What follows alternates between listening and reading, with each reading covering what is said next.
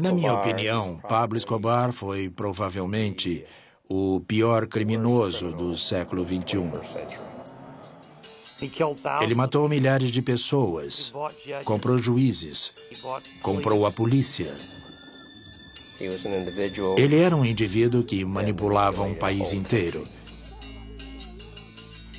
Ele tinha bilhões de dólares e um exército próprio.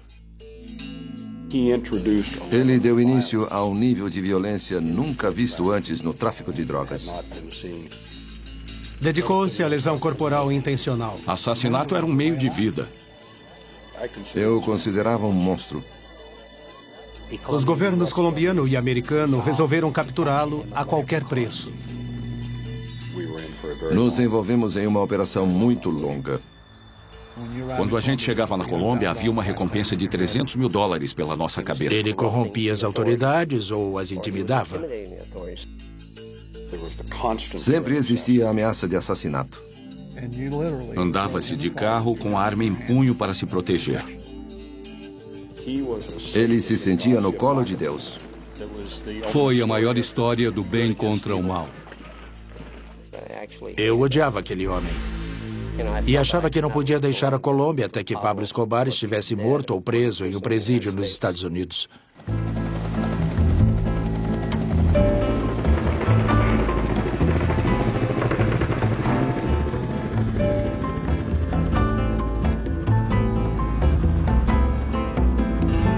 Guerreiros Secretos. Caçada Humana. Ofender as pessoas erradas pode custar uma eleição a um candidato. Na Colômbia, o preço pode ser alto.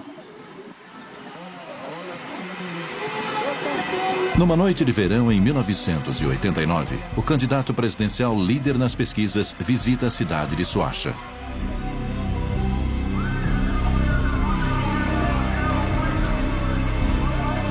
No tempo que dura um aperto de mão ou um beijo em um bebê, a campanha termina de repente.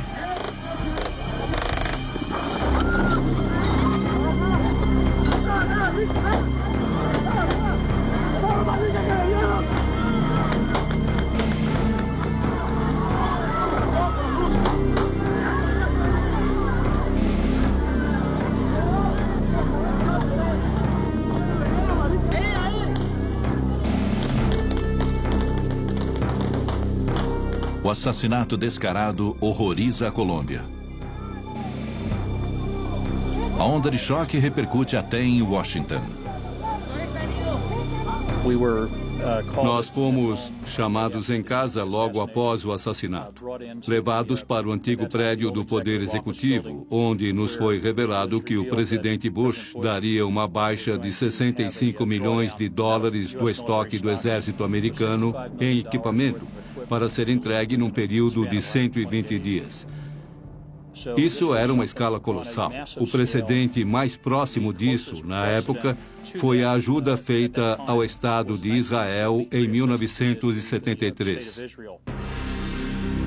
Todo este armamento tem como alvo um homem: Pablo Escobar. Ele foi responsável pela grande maioria da cocaína no mundo, não apenas nos Estados Unidos. Ele era o traficante mais desprezível, o criminoso mais desprezível do século. Joe Toft foi contratado para uma viagem de 3 anos como chefe da Agência Federal Americana de Controle de Drogas na Colômbia. Ele acabou ficando 7 anos. Escobar foi uma pessoa fácil de odiar. Eu nunca fui de sentir ódio, mas chegou a um ponto na Colômbia em que eu realmente odiava aquele homem. Eu odiava Pablo Escobar. Existem 2 grandes pragas na sociedade civil. Uma é o terrorismo e a outra é o tráfico de drogas. E o pior de tudo é quando as duas se juntam. 3 décadas atrás, cocaína era um negócio pequeno. Aí chegou Pablo Escobar. Escobar foi para a cocaína o que Henry Ford foi para o automóvel. Quase sozinho, ele criou uma verdadeira indústria. Ele era o rei da coca. Ele cresceu em Medellín. Ele veio de uma família de classe média baixa. Sua mãe era professora, o pai era um camponês fazendeiro. O jovem Pablo se envolveu com pessoas erradas e largou a escola. Ele começou a roubar carros e logo se especializou em crimes maiores. Pouco depois de largar a escola, ele se envolveu em sequestros. Mais tarde, ele se envolveu de forma mínima no tráfico de maconha.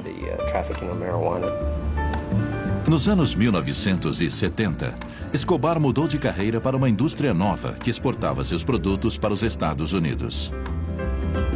Os empreendedores por trás dele foram os chilenos. Como todos sabem, no início dos anos 70, houve uma mudança política no Chile, governo militar e tal. E o crime organizado foi por fim eliminado daquele país da noite para o dia. Então, quem estava lá para retomar e começar a se especializar em tráfico de cocaína eram figuras muito sofisticadas do crime organizado da cidade de Medellín. Liderando o caminho, Pablo Escobar.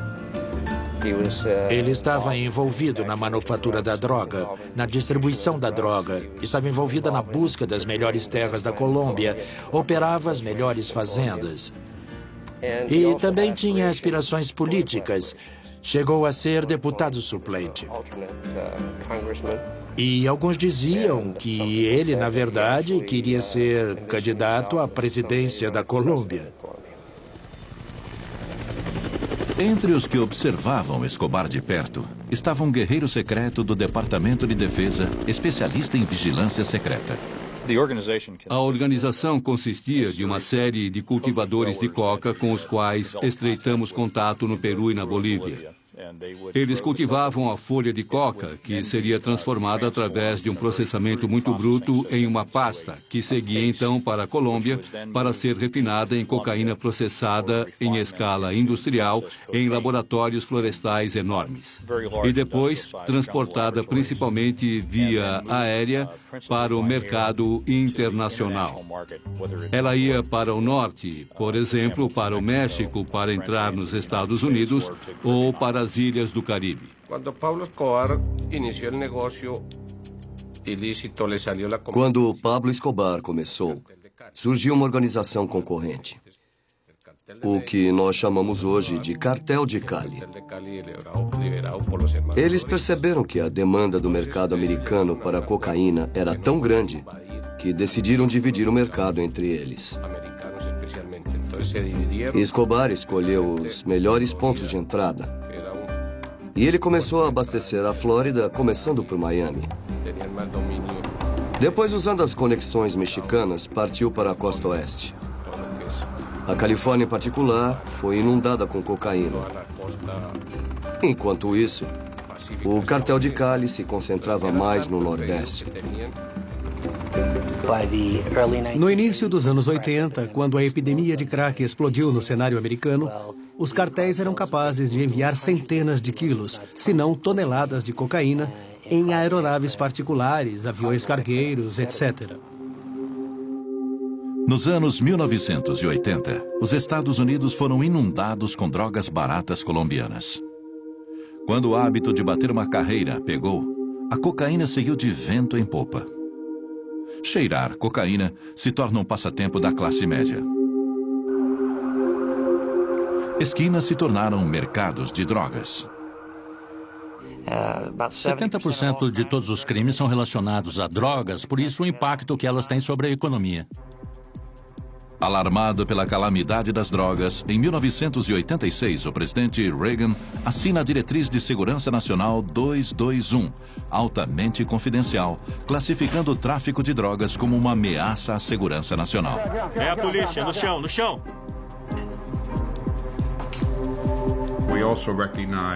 Nós também reconhecemos, na época, que havia um interesse vital em ajudar a manter as democracias frágeis das Américas Central e do Sul para o nosso próprio benefício.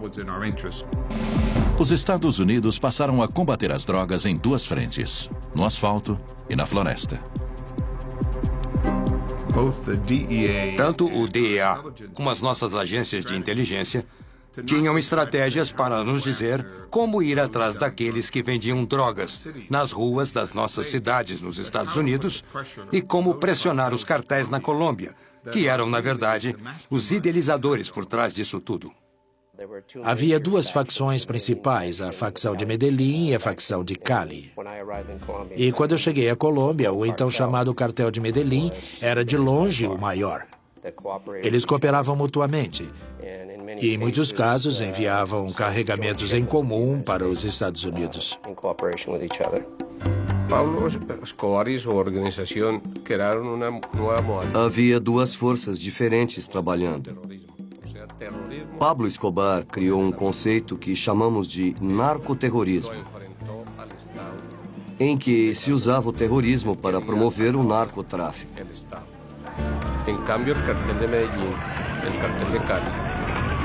O cartel de Cali, por sua vez, usava corrupção. Eles diziam que a corrupção funcionava melhor que bombas. Essa era a maior diferença entre os dois. Em meados dos anos 80, os cartéis colombianos controlavam a indústria da cocaína nos Estados Unidos. Em lugares como Nova York, Miami, Los Angeles, Houston, Chicago, eles controlavam o tráfico em grande escala. Na época, eu integrava o Comitê de Assuntos Estrangeiros e nós todos nos esforçávamos muito para prender os senhores do tráfico no Sul. Pablo Escobar e o pessoal do cartel de Cali eram os que mais queríamos ver presos. Em meados dos anos 1980, Escobar controlava uma rede narcoterrorista que se estendia das colinas colombianas ao Vale do Beca, no Líbano, onde radicais islâmicos tramavam conspirações contra os Estados Unidos. Escobar agora se tornara alvo da maior caçada humana dos Estados Unidos em solo estrangeiro até Osama Bin Laden. Conforme um tratado com a Colômbia, chefes do tráfico podiam ser extraditados para ser julgados nos Estados Unidos. A condição, eles tinham que ser presos pelos colombianos. Para se proteger, Escobar constrói uma aparência de legitimidade. Em 1982, ele ganhou um lugar no Congresso por Medellín. O cargo lhe conferiu imunidade diplomática. Em uma viagem aos Estados Unidos com seu filho, Escobar zombou de seus perseguidores posando no jardim dos fundos do presidente Reagan. Como um lorde medieval, Escobar esculpiu seu próprio feudo dentro de Medellín. Ele incluiu milhares de camponeses na sua folha de pagamento. Construiu campos de futebol, escolas e até igrejas. Ele era um filântropo do povo daquela área, então muita gente tentava protegê-lo. Ele conseguia se fazer de Robin Hood, uma pessoa que lutava pela Colômbia, que estava engajada em ajudar os pobres. E todas as atrocidades que ele fazia era por este motivo em particular. Ele era um ótimo relações públicas. Era muito bem sucedido entre os pobres desesperados de Medellín e de outros lugares da Colômbia. Apoiado por um exército de assassinos, Escobar cria um empreendimento criminoso para competir com a máfia. Todos os traficantes em Medellín agora pagam a Escobar uma cota de seus lucros.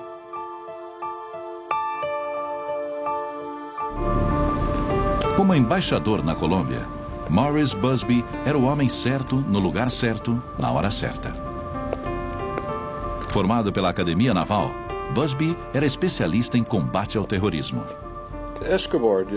Escobar fez coisas horríveis para intimidar o governo e a polícia. Ele oferecia um prêmio pela morte de policiais.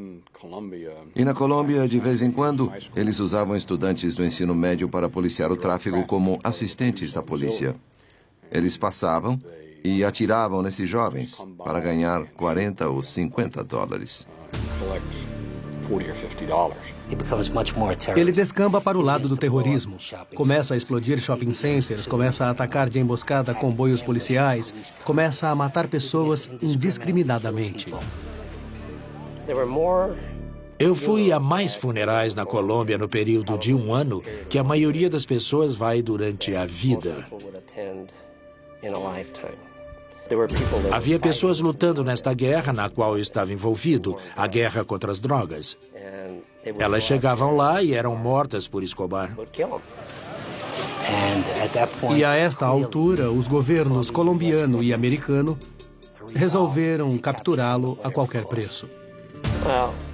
Minha obsessão com Pablo Escobar era inédita para mim. Eu achava que não podia deixar a Colômbia até que Pablo estivesse morto ou preso em um presídio nos Estados Unidos. Nos anos 1980, o homem mais poderoso da Colômbia era um bandido. O chefão das drogas, Pablo Escobar, só tinha um medo: ser extraditado para os Estados Unidos, onde não conseguiria escapar da lei. Por volta de 1984-1985, o governo colombiano começou a considerar a extradição desses traficantes para os Estados Unidos. Escobar tenta evitar problemas com suborno. Quando o incentivo não surte efeito, ele recorre à punição. Um fato importante ocorrido na ocasião em que eles estavam considerando a questão da extradição foi o assassinato do ministro da Justiça favorável à extradição. O homem chamado Rodrigo Lara Bonilla foi assassinado em sua limusine. Ele era uma figura muito carismática. Não demorou muito, um contato muito importante da DEA na Colômbia, um coronel chamado Jaime Ramírez, também foi assassinado em um crime particularmente cruel. Ele foi morto no próprio carro, em companhia da família. Eu acho que esse foi um dos períodos que cristalizou não apenas a atenção colombiana aos cartéis, mas também a atenção americana a esses cartéis. Então, no final dos anos 80, o governo americano já estava tentando implantar programas concentrados nos cartéis, enquanto esta extradição estava em andamento. No final dos anos 1980, o DEA criou o programa Chefe da Droga, tomando como exemplo a estratégia do FBI para desmanchar a máfia. Uma família de cada vez. Isso também implicou em mais recursos e pessoal, atacando a infraestrutura, o transporte, a lavagem de dinheiro, a capacidade de produção, como eles compravam produtos químicos e assim por diante. Foi um plano muito bem articulado, não apenas para chamar a atenção para o indivíduo, mas também para toda a organização, para as pessoas que movimentavam o dinheiro. O plano do chefão tinha 2 inconvenientes. Dependia dos colombianos para realizá-lo e de Escobar não interferir. Ele dificultou muito as nossas operações porque ele ou corrompia ou intimidava as autoridades. Era muito difícil convencer pessoas a fazer as coisas que nós não poderíamos fazer por não termos nenhum poder policial na Colômbia. Enquanto Escobar combate a extradição, suas táticas se tornam brutais. Em agosto de 1989, seus assassinos de aluguel comparecem a um comício político em Soacha. Diante de milhares de pessoas, o candidato presidencial Luiz Galán é assassinado. O crime de Galán foi ser incorruptível.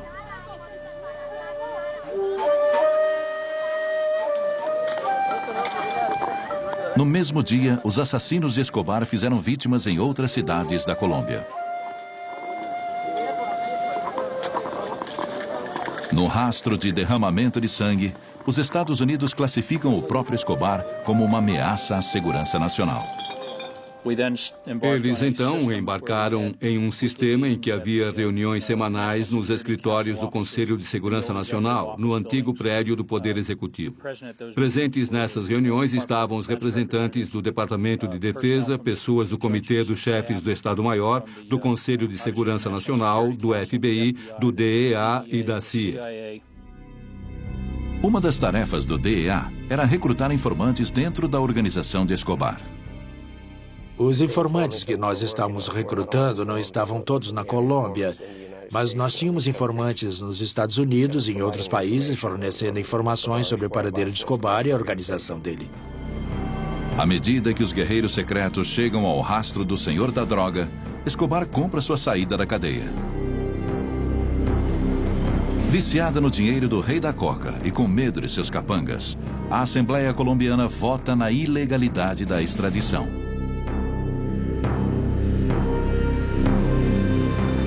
O presidente George Bush responde com uma emenda. Um decreto de lei de 1970 vetava o governo americano de participar do assassinato de cidadãos estrangeiros. Bush revisa o decreto e permite o uso de força contra terroristas que ameacem os Estados Unidos. Quando a extradição foi eliminada do conjunto de instrumentos a nosso dispor para atacarmos os cartéis, passou a ser vital, na época, trabalhar em conjunto com a Polícia Nacional Colombiana. Dar todo o apoio possível para que eles pudessem usar todas as ferramentas disponíveis para caçar essas pessoas e levá-las à justiça. Para ajudar os colombianos, o Pentágono envia sua unidade mais secreta, uma equipe de combate ao terrorismo conhecida como Centra Spike. Munida dos mais sofisticados equipamentos de vigilância, eles podiam literalmente encontrar uma agulha no palheiro.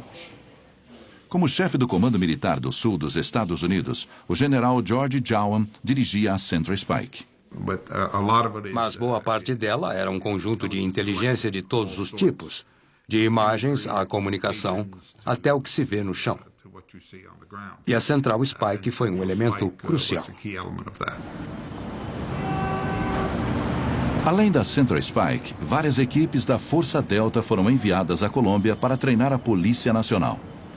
Sob leis americanas, as unidades Delta não podiam perseguir Escobar. Nós garantimos que a equipe Delta, que as forças especiais, entendessem que deviam treinar os colombianos. Demoraria mais, mas era importante que a polícia colombiana fizesse essa operação.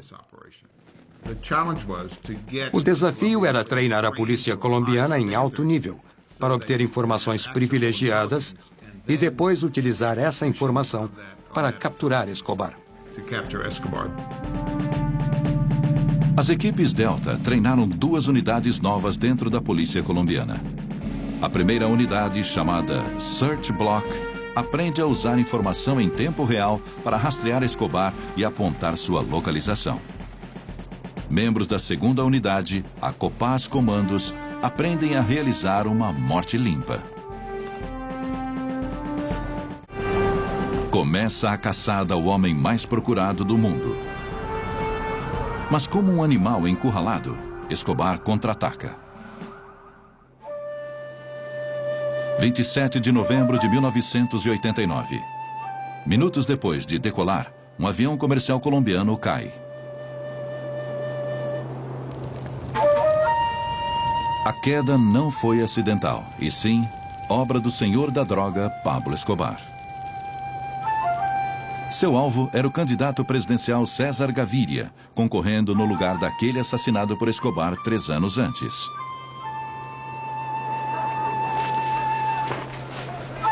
Mas Escobar estava mal informado. Gaviria não estava no avião. Todos os que estavam a bordo, 110 pessoas, morreram. Um mês depois, Escobar ataca novamente. Ele escolhe um alvo simbólico, o órgão colombiano equivalente ao FBI. Centenas de pessoas feridas. 70 morrem. Ele não hesitava em matar seus inimigos, suas famílias. Era capaz de fazer isso usando puro terror. Ele era lendário pela violência com que tratava pessoas, empregando diferentes formas de tortura. E, de fato, houve uma gravação telefônica na qual um homem era torturado no fundo enquanto Pablo conversava com a esposa ao telefone. Pelo que eu soube deste telefonema, Pablo põe a mão no bocal e pede aos seus capangas: "Cala a boca dele, estou falando com minha esposa", e segue conversando com a esposa sobre temas corriqueiros. Não há dúvidas de que Escobar seria considerado por muitos um psicopata. 2 meses depois do atentado à sua vida, César Gaviria é eleito presidente. Ele decide pegar Escobar ou morrer tentando. No verão seguinte, informações cruciais da Central Spike permitem que tropas colombianas contra-ataquem. A Search Block localiza o primo de Escobar, um manda-chuva de seu cartel. No tiroteio subsequente, o primo é morto. Mais 2 associados, o cunhado de Escobar e seu tesoureiro, têm o mesmo destino. Escobar revida sequestrando a filha de um ex-presidente. Meses depois, ela é morta durante um resgate abortado. Encorajado pelo sucesso, Escobar sequestra mais parentes do partido da situação. Então, um aliado inesperado entra na guerra contra Escobar: o concorrente Cartel de Cali. Um por um, os homens de confiança de Escobar são mortos. Escobar decide que o lugar mais seguro agora é atrás das grades. Em junho de 1991, ele se entrega ao exército colombiano. A prisão ficava no topo de uma montanha na pequena cidade de Envigado, perto de Medellín. Era uma área muito isolada, com acesso apenas por uma estrada de terra. Escobar fica preso em uma cela de ouro e gasta do próprio dinheiro $5 milhões para construí-la. Ele vive no estilo em que se acostumara. Higiene é um fetiche para Pablo. Onde quer que ele more, ele quebra o banheiro antigo, constrói um novo e ordena que se mantenha imaculado.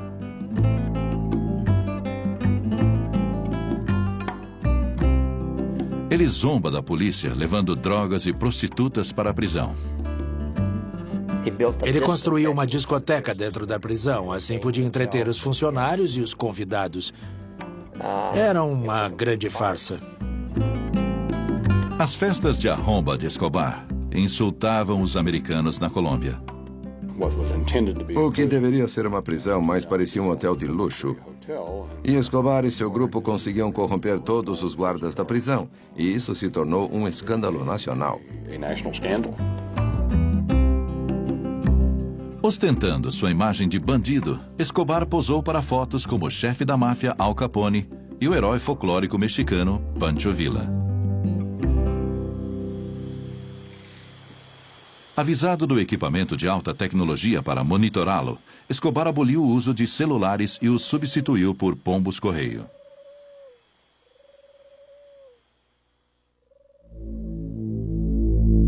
No cúmulo da audácia, Escobar reuniu um arsenal para seus homens de confiança. Na verdade, a polícia foi banida de uma certa distância da prisão. E basicamente não era uma prisão, era uma situação em que ele deixava a prisão quando queria. Ele conduzia negócios da prisão. Os negócios eram os de sempre. Mergulhado em arrogância, Escobar agora foi longe demais, mesmo para o governo colombiano. Sabendo que 2 de seus auxiliares estavam roubando milhões de dólares, Escobar os chamou até sua prisão. E, segundo consta, ele os matou pendurando-os de cabeça para baixo sobre uma fogueira. No golpe de misericórdia, Escobar matou os irmãos da vítima usando tropas do governo.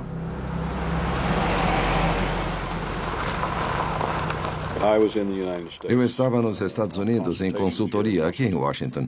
Recebi um telefonema em torno da meia-noite, dizendo que o governo colombiano estava preparando uma ação contra Escobar e queria tirá-lo de Envigado. Subornados ou intimidados, os soldados param próximo da prisão. Escobar se aproveita do atraso. Umas 5 ou 6 horas se passaram e recebi outro telefonema dizendo que de fato ele tinha escapado. Escobar se torna um fugitivo relutante. Acho que ele nunca teve a intenção de sair de Envigado. Só quando o governo colombiano montou uma operação para retirá-lo de lá e ele percebeu isso, foi que ele fugiu para impedir que isso acontecesse. Foi embora.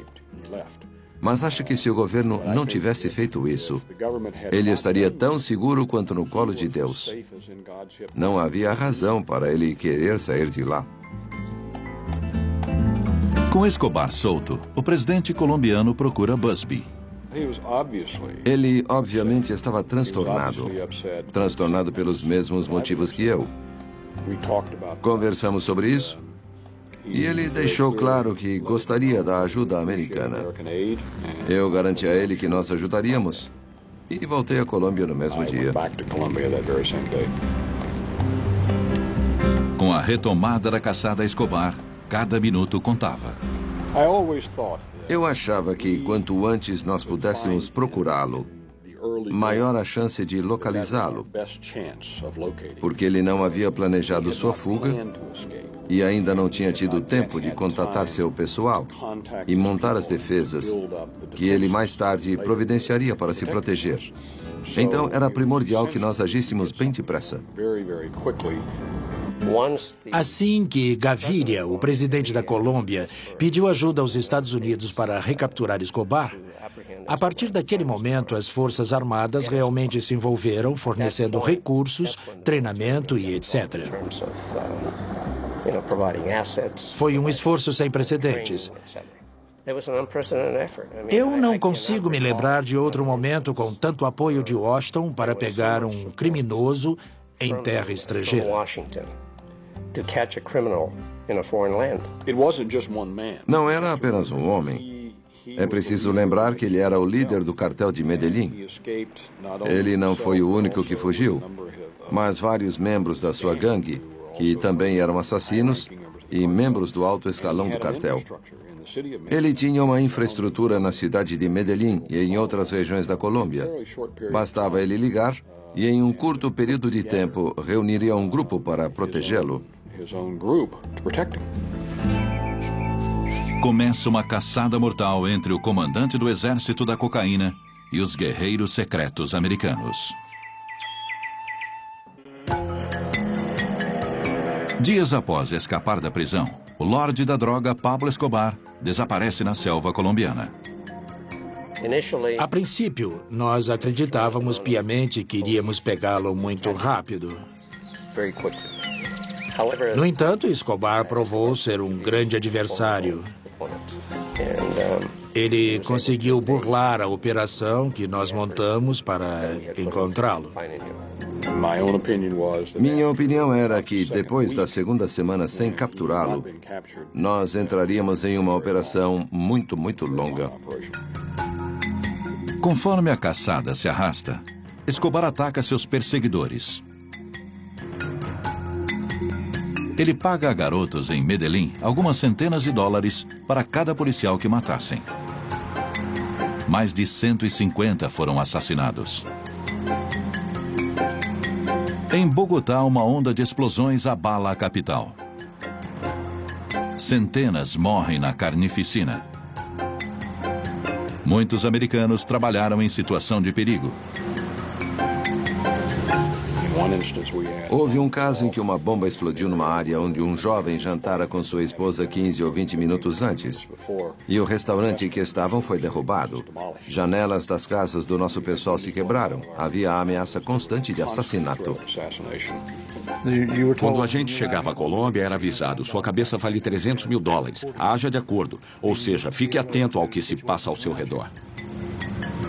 Depois que Escobar fugiu, o DEA levou Steve Murphy às pressas para a Colômbia. Ele se instalou na base de Escobar em Medellín, a cidade mais violenta do mundo. Eles mandavam uma caravana de carros formada por pelo menos 5 carros, de 3 a 4 homens por carro, armados até os dentes. E você lá com a sua arma. Era 1 hora de carro por uma serra até a cidade de Medellín em alta velocidade. Eles não permitiam que carros se aproximassem da gente quando estávamos no carro com eles. ultrapassando em curvas, subindo em canteiros, o que fosse necessário para te levar até a cidade de Medellín, até a tal base. E você andava de carro, literalmente de arma em punho, para se proteger, porque nunca se sabia de onde viria um ataque. Conforme toma a ofensiva, o fugitivo Escobar se desestabiliza. Fugindo dessa maneira, é muito difícil gerenciar um empreendimento internacional de cocaína. É preciso pôr a mão na massa para gerenciar de forma correta. É preciso manter contato com seu pessoal diariamente, dar instruções precisas aos encarregados de transportar a cocaína, de arrecadar o dinheiro das vendas, de contratar os voos para levar a cocaína para o México, e assim por diante. Escobar não podia fazer isso enquanto fugia. O cartel de Medellín foi efetivamente desmontado durante a caçada a Escobar. Então Escobar estava sendo caçado e sentindo a pressão. A cada pista nova, a unidade de elite no rastro de Escobar deixava um buraco nas operações dele. As informações sobre Escobar vinham de várias fontes: CIA, DEA e da equipe antiterrorismo Central Spike. Muitos recursos haviam sido levados para informar a inteligência. Havia equipamentos de escuta muito sofisticados, interceptando ligações, comunicações pelo rádio, etc. Houve uma vigilância aérea sem precedentes levada ao país. Algumas das melhores pistas vieram da nova unidade recém-treinada de inteligência da Colômbia, Search Block, liderada pelo coronel Hugo Martinez. O coronel Martinez, entre todos os policiais colombianos, era provavelmente o que melhor entendia Escobar.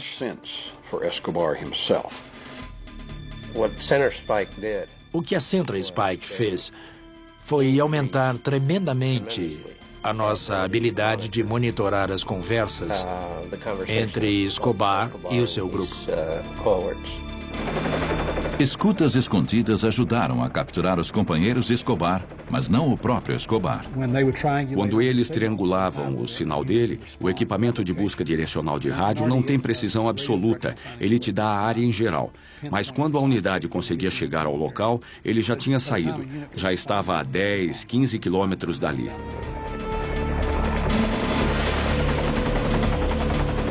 De repente, a mina de ouro de informações acaba.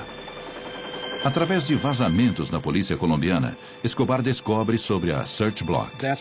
Foi quando ele começou a usar radiofones em um táxi. Medellín é uma cidade grande. Acho que tem 1,5 milhão de pessoas. Não lembra em nada Nova York, mas existem muitos táxis em Medellín, milhares deles. Então um táxi entrava em qualquer bairro do centro. Qualquer lugar de Medellín pode ter um táxi. Iniciou-se uma rotina frustrante. Central Spike captava um sinal do telefone de Escobar e passava um rádio para a Search Block. As tropas da Search Block corriam para as coordenadas, chegando invariavelmente minutos atrasada. Uma perseguição levava a uma casa em uma favela com um banheiro novinho. Prova de que estavam no rastro de Escobar. O que se revelou durante a perseguição a Pablo Escobar é que ele tinha uma fraqueza. Seu calcanhar de Aquiles era a família. Ele estava trabalhando para tirar a família do país. Num voo da Lufthansa saindo de Bogotá, nós descobrimos através da Polícia Nacional da Colômbia e nós providenciamos pelo menos um agente e 2 policiais colombianos para embarcar no mesmo voo à paisana. O objetivo era só observar a atividade deles e ver se estavam se juntando a outras pessoas no avião para ver com quem eles se encontrariam quando chegassem à Alemanha. Eu estava convencido, e acho que a maioria das pessoas também, de que ele queria a família fora do país porque estava preparando um voo para a morte. E com a família longe, nós iríamos ver muito mais explosões de bombas, muito mais assassinatos, que essa era nitidamente a intenção dele. Através de canais diplomáticos, o embaixador Busby fez contato com oficiais alemães na Colômbia e depois eles voltaram para seu país natal e por fim tiveram acesso negado para a Alemanha. Forçada a voltar para a Colômbia, a família de Escobar foi detida pela polícia. Quando a família voltou à Colômbia, ele enlouqueceu. Ele não suportava a ideia do governo colombiano manter seus familiares sob prisão preventiva. Eles ficaram em um motel em Bogotá e ele começou a ligar para a família. Ele deixou de ser cuidadoso em relação aos telefonemas. Ele ligava para o palácio exigindo falar com o presidente. No passado, ele se mudava o tempo todo, anulando nossos esforços, nossos recursos preparados para rastreá-lo. Essa, sem dúvida, foi sua derrocada. Acho que, no fundo, ele sabia que o governo conseguia rastrear aqueles telefonemas.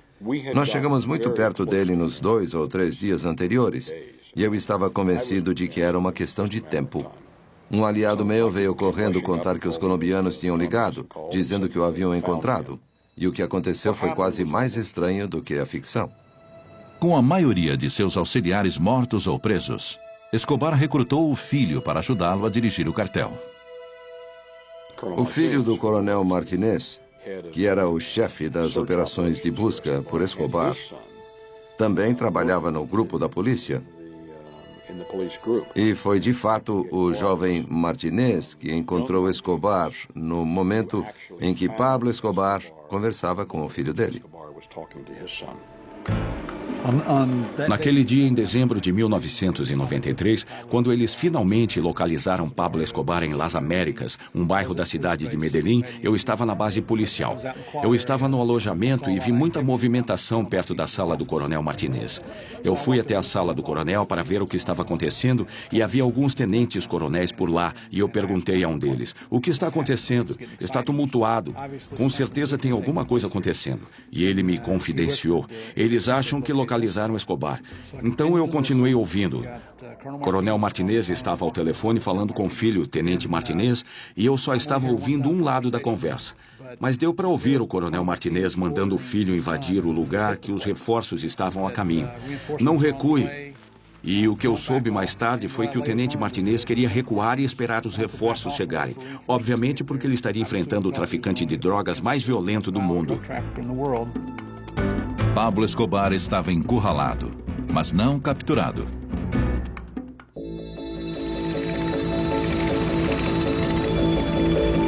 No quartel da polícia em Medellín, o agente do DEA, Steve Murphy, esperava o desfecho de um tiroteio com o lorde da droga mais poderoso do mundo. Uma unidade de elite da polícia colombiana localizara o esconderijo de Pablo Escobar.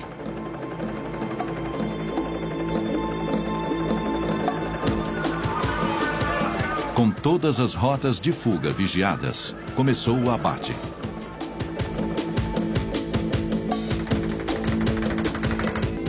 Escobar vai para uma janela no alto. Acho que deu para ouvir o tiroteio, ou talvez tenha sido por telefone, não lembro bem. E eu logo ouvi o Coronel Martinez gritando: eles pegaram Escobar, acabaram de matar Escobar. Eu entrei no carro com ele e corremos para o local. Quando chegamos lá, havia um bloqueio da polícia. As forças armadas ainda não tinham chegado. Apenas a polícia cercava a área. Nós entramos e subimos para o segundo andar. Eu estava lá com o Coronel Martinez observando o telhado onde estava o corpo de Escobar e os 7 homens da unidade que conduziram o ataque estavam lá também. Eu fui contar ao pessoal da CIA, eu fui contar para todo mundo que eu encontrei na embaixada que Pablo Escobar finalmente estava morto. Eu estava no meu gabinete na embaixada quando soube que Escobar tinha sido morto. Pedi uma prova. Eles voltaram. Eu liguei para o contato que tinha na Casa Branca e disse: acho que nós o pegamos. Uns 15 ou 20 minutos depois, eu soube que eles tinham comparado as impressões digitais. E, de fato, ele estava morto. E foi o fim de 18 meses de estresse. A grosso modo, eu acho que foi a maior história do bem contra o mal. Se quisermos criar personagens para a história, seria o Príncipe das Trevas, personificado por Escobar, contra as forças do bem. Nesse aspecto em particular, as forças do bem ganharam.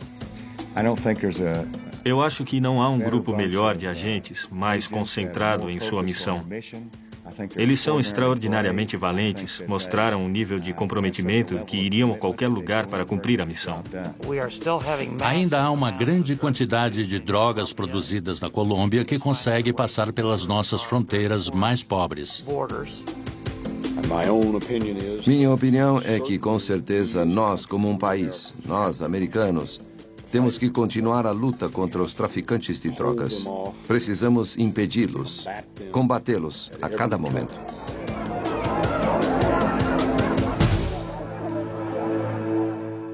Dedicado à memória de Maria Eugênia Delgado Sanches.